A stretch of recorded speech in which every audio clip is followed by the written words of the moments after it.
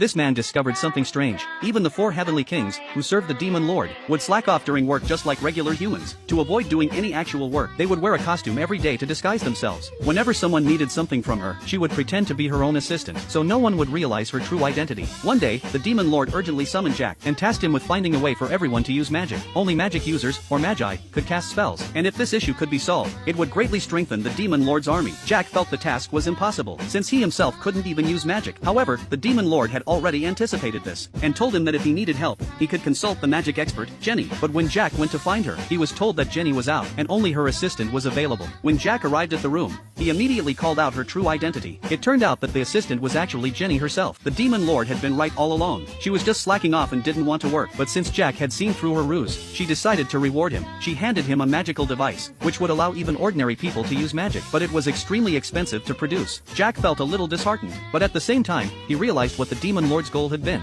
The real challenge was figuring out how to reduce the cost. Then Jack had an idea. If the device could be modified to have a fixed attribute, the cost could be greatly reduced. This idea sparked something in Jenny, and she decided to stay up all night to work on it. The next day, they learned that a monster would be attacking, so Jack and Jenny went ahead and took their positions. They waited for the creature to come within range, and Jack began chanting the incantation. Shido!